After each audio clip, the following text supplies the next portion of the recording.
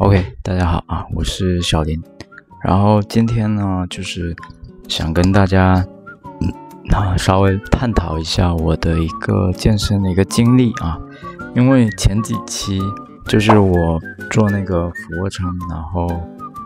边聊天的那种视频嘛，然后被吐槽了，说我声音太小了。然后那我今天就直接我先不做俯卧撑，然后直接跟大家聊天啊。然后也顺便就是给一些新手朋友啊，包括就是健身没有太久的一些小伙伴一些小小的建议啊。但虽然说不是特别有参考性，但是就是也算是我本身的一些弯路。如果说你碰到的话，尽量去避免再走一遍啊，我觉得这样会挺好的啊。然后呢，我最早刚开始接触健身，主要是跟别人打赌，就是说要练出腹肌啊。那个时候是第一年啊，就是差不多19年底的时候到20年底啊，我用了整整1年的时间，我一直在练腹肌，非常夸张啊。那个时候因为完全不懂怎么健身啊，对俯卧撑啊、引体向上，我说实话是特别迷茫的，我这些动作完全是不会的。然后呢，就是练了差不多1年多，就发现腹肌是有变化，但是其他位置太难看了。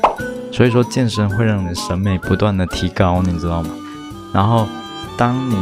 就是练出腹肌之后，然后我就开始思考我要不要去练一些肌肉啊。然后从20年底之后，我就开始陆陆续续的加入一些俯卧撑还有引体向上啊。这个时候的形体就稍微发生了一些改变，特别是胸特别明显，胸还有那个背稍微有一点点变化啊。但是手臂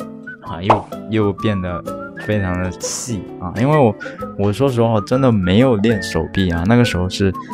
就全靠俯卧撑练到的山头啊。然后就是很奇怪啊，别人看到我就说，小林你怎么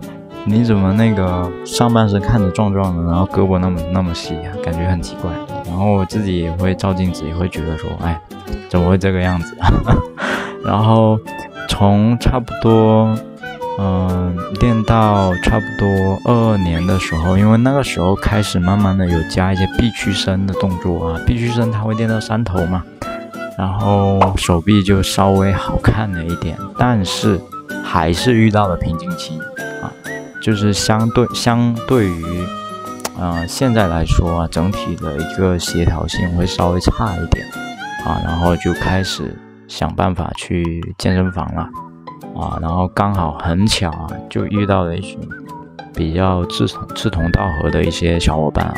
包括有一些练得比较久的大佬，他愿意去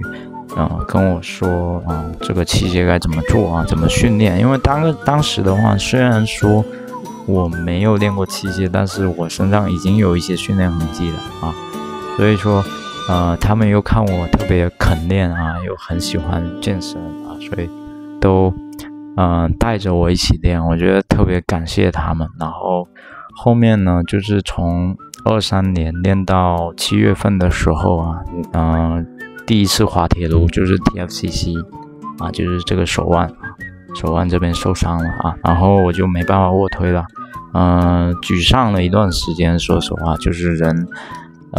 会不知道说接下去要怎么办啊。我觉得我现在就这么久过来了啊，我确实也从 TFCC 那个困扰当中走出来了。我的手腕其实也没有完全好，但是我卧推可以继续推啊。我相信有的小伙伴他也有相同的一个经历啊。我觉得你如果说有这个情况的话，一个是一定要保持良好的心态啊，第二个就是科学的去恢复去按摩啊。然后我就是通过一阵子的一个心态的调整，然后把动作换成了卧推之外的其他的练胸动作，慢慢的去恢复了差不多7个月左右就是到24年的2月份，我重新开始卧推，然后差不多推了1个月左右，然后我又恢复到了100公斤啊。所以说真的就是心态真的非常重要啊。然后恢复到了100公斤之后啊，我就开始做一些，比如说像有时候会做一些比较夸张的一些训练啊，比如说1天2练啊，或者说有时候1周的话练6次啊，然后只休息1天啊，可能有时候都不休息，就7天一直练，2个礼拜连着练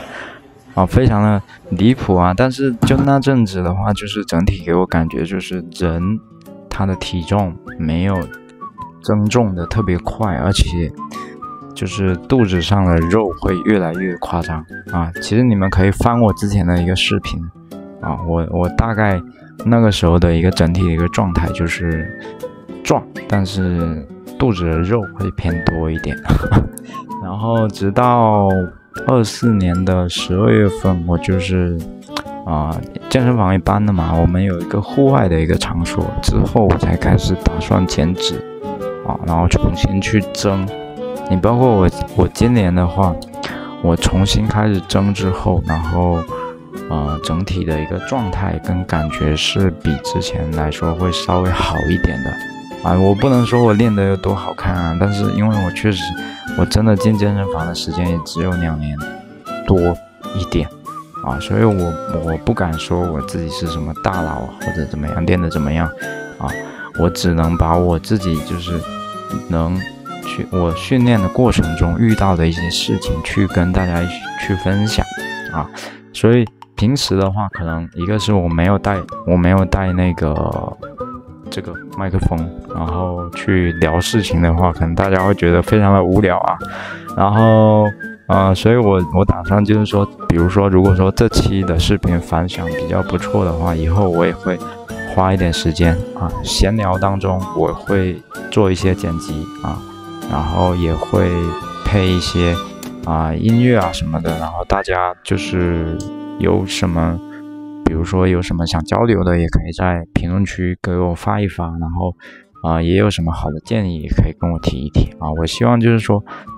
跟大家共同成长啊，因为我觉得我确实是一个积极向上的一个UP主啊，包括这么多年来，其实如果是老粉的话，你们应该也有看到我的成长跟进步啊。然后今天就分享这么多啊，然后下次的话我再分享一些其他的事情给大家。好，拜拜。